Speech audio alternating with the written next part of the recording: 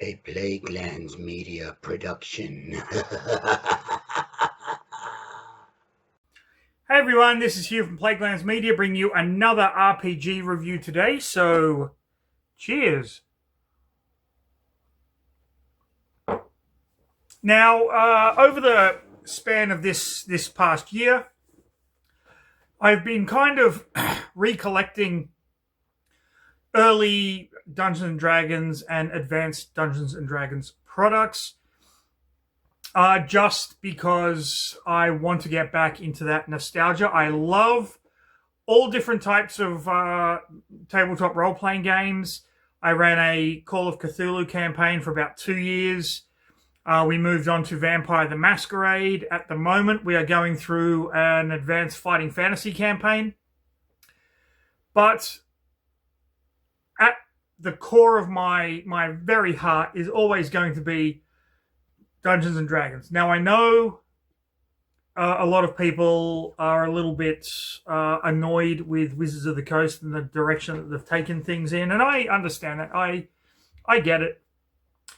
But Dungeons and Dragons will always be my first love for tabletop role-playing games, even though if you can see kind of over there, I have a whole ton of different ones. I've got Zorro, Star Wars, Shadow One, The One Ring, Marvel, G.I. Joe, Transformers, just all of this great shit. But I've been purchasing some stuff, some print-on-demand stuff from Drive-Thru RPG. I've been getting the original kind of Dungeons and Dragons modules. Here's just a few of them, and trust me, this is a very few. Some advanced Dungeons and Dragons modules as well. You can see those there. But today I am going to be reviewing 2 books for Advanced Dungeons & Dragons 2nd edition. Now, while I did have the red box basic set of Dungeons & Dragons, and I eventually got the 1st edition Player's Handbook, Dungeon Master's Guide, and Monster Manual, as well as a few other things, 2nd edition D&D was where I kind of really got into it in high school. I had a great group of friends that we would play regularly. I would be the Dungeon Master. I think I was only a player once. And then when I was at university, met a great group of people, and we had a few games. And when I finished my first university degree, I was running games for some very good friends in the Blue Mountains in New South Wales, Australia. Now, the 2 books I want to show you today and talk about are kind of the same thing, but from different worlds. So we are going to be looking at the Book of Lairs. We're going to be looking at the Forgotten Realms Book of Lairs and the Dragonlance Book of Lairs. These are 2 worlds that are near and dear to my heart, and if you've watched any of my book reviews from this year, you will kind of realize that, because a lot of the books I've been reviewing have been early Forgotten Realms novels and early Dragonlance novels. I primarily ran games in the Forgotten Realms, although I did have a long-running campaign that used the Planescape setting, the city of... Now, I know it's called Sigil, okay, but I will forever call it Sigil, because Sigil sounds stupid. That let my players go from Faerun to Kryn and all of this other stuff. And we had an absolute blast with that.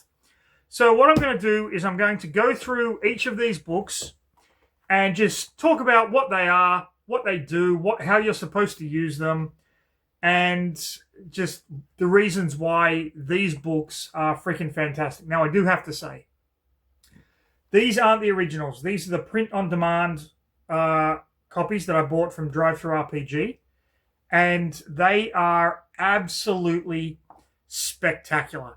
I have yet to find a problem with the print-on-demand stuff. Now, a lot of you might say that if you get one of the box sets print-on-demand, The maps are all broken up and just put in the back of the book.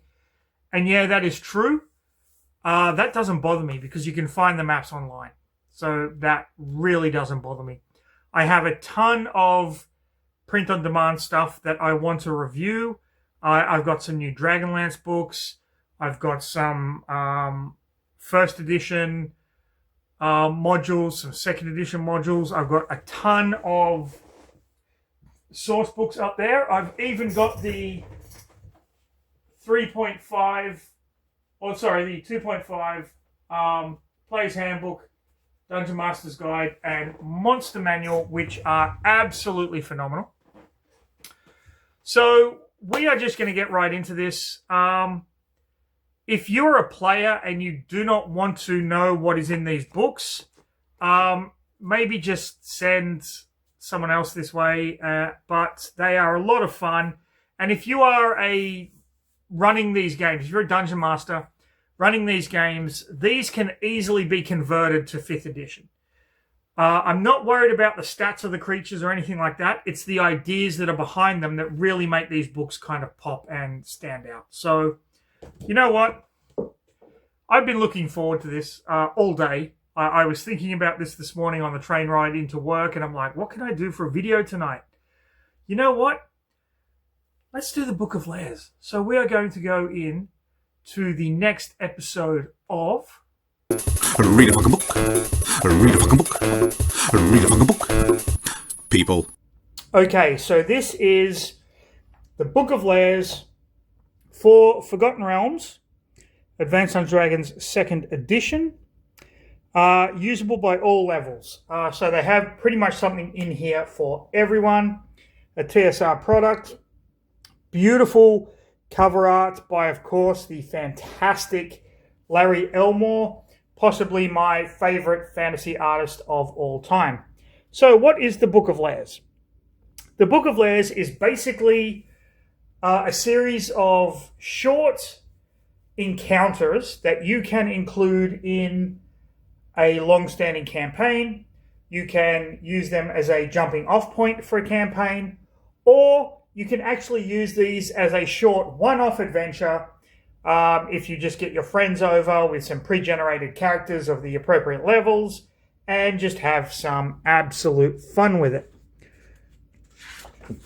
The table of contents, as you can tell, the value of this book, like the quality is just phenomenal. Terms used: customizing encounters, off-worlders, and Toril, that is Faerun.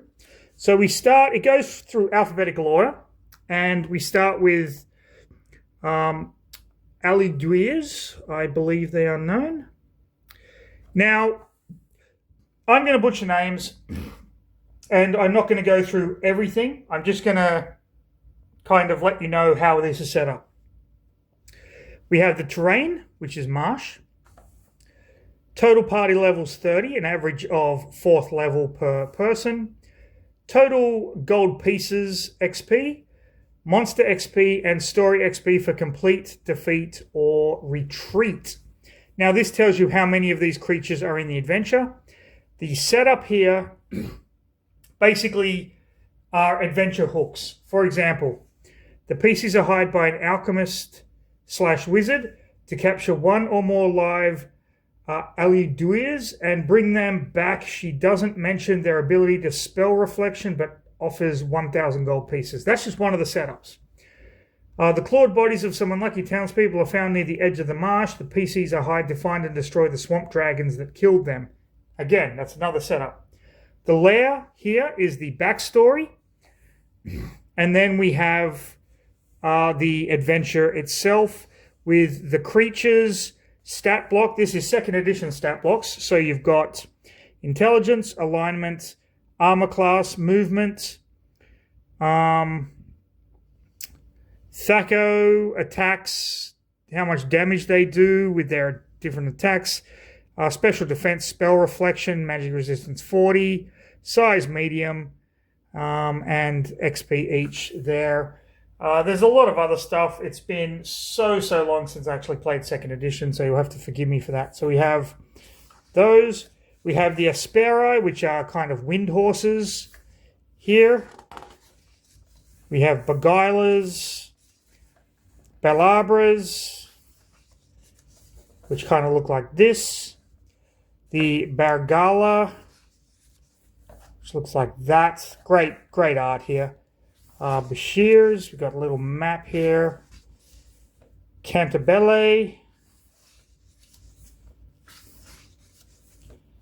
Sildebrins. Now, I will be perfectly honest with you.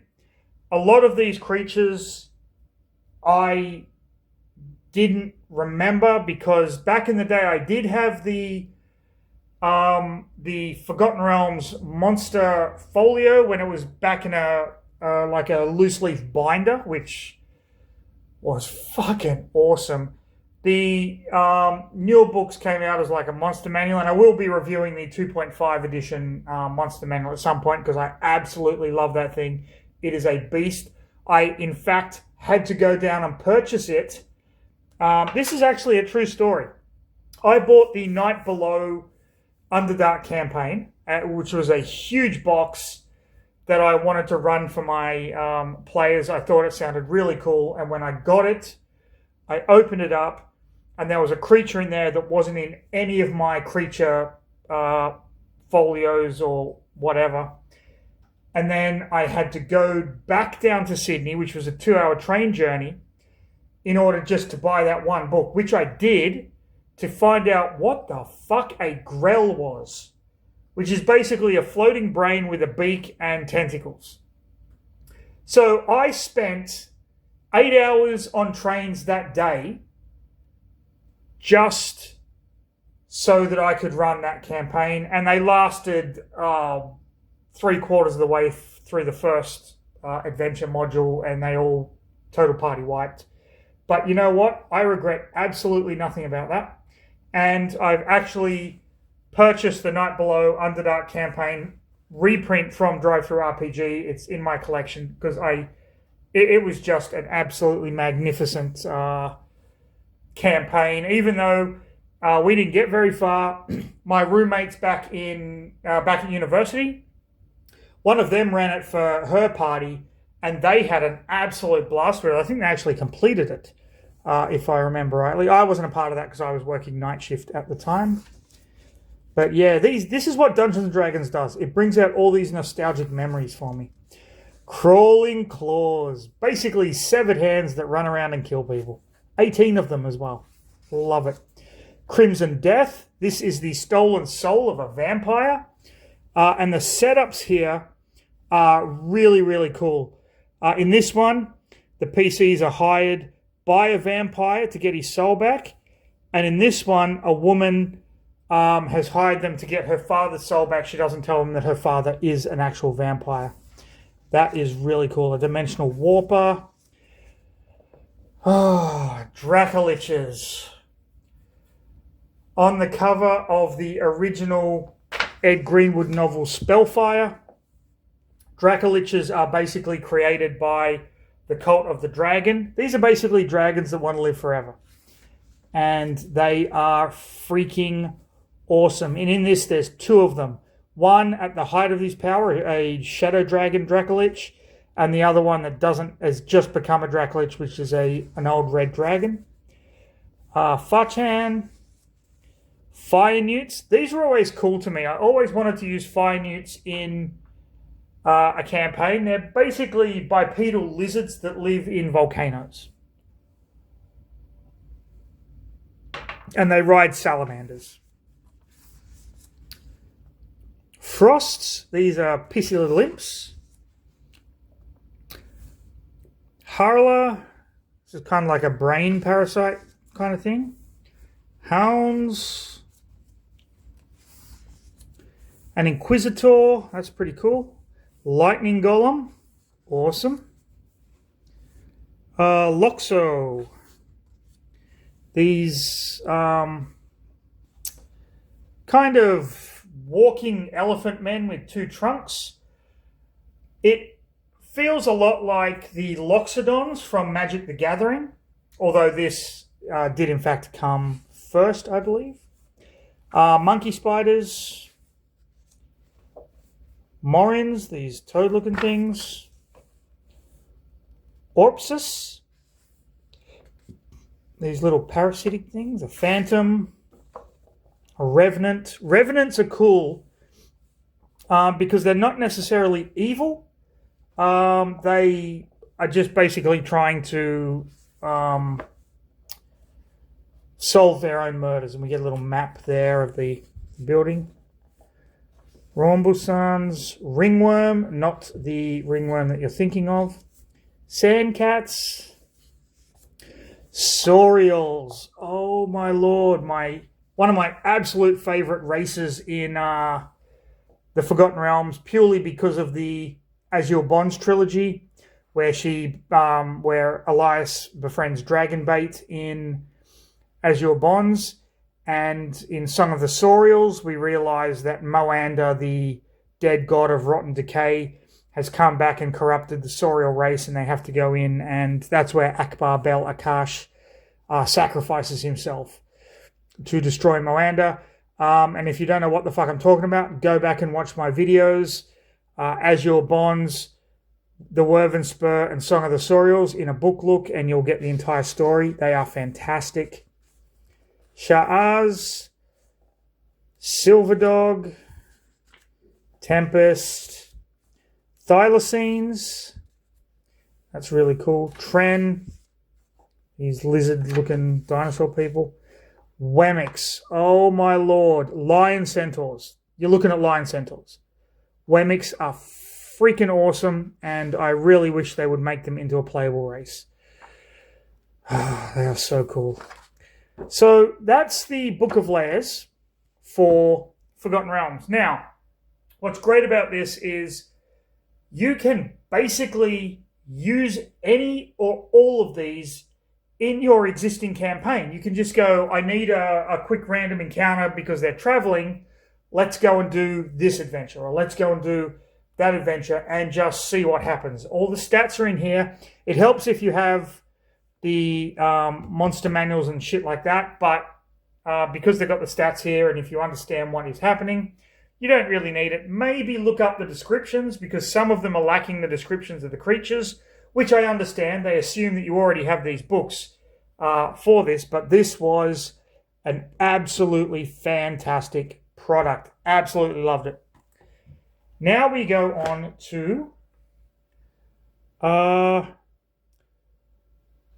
let's get this in shot. The Book of Lairs, Dragonlance. Now, you can use the monsters from anywhere in any of these campaigns, but Dragonlance has some special creatures that are kind of native to the world itself. Dragonlance, again, one of my all-time favorite book series. The sheer amount of books, the sheer amount of Forgotten Realms books. I'm actually reading a Forgotten Realms book at the moment. I just recently reviewed a Forgotten Realms book, Crusade. Go and check that out on the channel.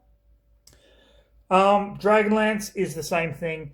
This is back when fantasy authors were basically allowed to dabble in the IP, and you got some fantastic novels from a lot of really, really talented authors. And I've said this in previous videos, so I'm not going to really go over this again, but Wizards of the Coast shit the bed when they funneled everything back down to just R.A. Salvatore. Now, I'm not saying R.A. Salvatore is a bad author in any way, shape, or form. I absolutely love his books, and I have every single Drizzt Do'Urden and Forgotten Realms book that he has written or had a hand in, such as the trilogy where Lolth leaves and the Drow-Ring Disarray. But by opening it up, you get some fantastic stories about characters that are side characters, or we get backstories of the characters that like Margaret Weiss and Tracy Hickman originally wrote. And I'm so glad they came back and rewrote that new trilogy. I've only read and reviewed the first one, but I do have the second two. I do not want to read the second one until I reread the first one, because it's been such a long time. But just going back and discovering these earlier D&D novels. And the ones I'm reading at the moment, I've never read before. They were there, they were around, I just didn't have an interest in them, and I'm going back and I'm reading them now, and with what I know and what I've learned and all of this kind of stuff, they are just absolutely wonderful. But, I digress. Let's get into the Dragonlance Book of Lairs. Okay. So it's basically how to use Dragonlance Lairs, the different terms, things like that. So we start with the Abyssinian centaurs. These are centaurs that live on the Abyssinian plains. And while they are front and center of the story, the main protagonist is a windlass, which you can see right here. Giant anemones. They're like sea creatures. This is kind of the map of how they're set up. It's the same setup as the Forgotten Realms one. So you have like the stats up here, the setup, the lair, which is the backstory. So we have the Blood Sea Imps and the Blood Sea Minotaurs. The Blood Sea is basically what was created when the gods threw the volcano down on Istar and sunk it into the Blood Sea, creating the Maelstrom. So we have Blood Sea Minotaurs here. So this is if you have like a nautical adventure. A Death Knight, the most famous of which being Lord Soth. But this is Lord Venerus Stormshield, and the players are tasked with killing him. Desir. So we have the lair here. Bozak Draconians. These are the Draconians that can use magic. And I believe when they die, they explode.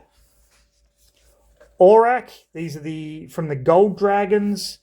And when they die, they turn into a ball of energy and then shoot crap out.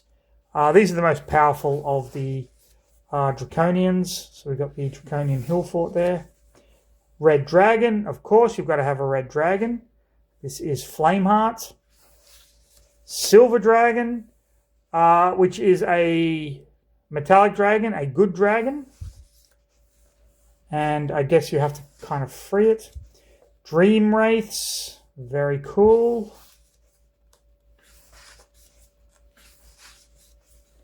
The Dimonesti Elves. These are one of two sea elf races. So there's technically 5 races of elves in Kryn. You've got the Quillanesti and the Silvernesti. Silvernesti consider themselves like the high elves. Quillanesti would be just the elves. You've got the Kaganesti, which are the wild elves. Then you've got the Dimonesti and the Dagonesti, which are the sea elves. Kaganesti, they're the wild elves. Eye Wings, pretty cool. The Fetch is like a mirror demon, if I remember rightly. Hill Dwarves, that's what Flint Fireforge is. Ice Bears, the Urda, High Ogres. I believe the story Raceland's Daughter was the first story to introduce an Urda into the Dragonlance canon. However, I could be mistaken. That was just my first experience with the Urda. Carney Doll, really cool. I remember this. This is just like a little voodoo doll thing. Night Haunts, Spectral Knights, pretty cool. Co-Dragon. Phaethon. Soakalaminoi. I'm guessing that's kind of an Arctic thing. Shadow People. I remember in the SSI video game Champions of Kryn, you came across a bunch of Shadow People living in caves. Slig. Stank. Tailang. I vaguely remember this from the Dragonlance Folio. Thanoi, these are walrus people. really cool. I believe they show up in Dragons of Winter Night when they are trying to recover the Orb of Dragonkind from the wizard Feelfas, if I'm remembering rightly. Tinker Gnomes. Very cool. Witchland. Then you have the monster statistics charts at the back of this. And that is the Dragonlance Book of Lairs and the Forgotten Realms Book of Lairs. Now, these books, there we go, that's a bit better. These books are absolutely amazing. They're great, quick encounters that you can just throw in your adventures, and they are well thought out, and they are an absolute blast and a lot of fun. And a lot of them actually come with quite a bit of role-playing potential as well.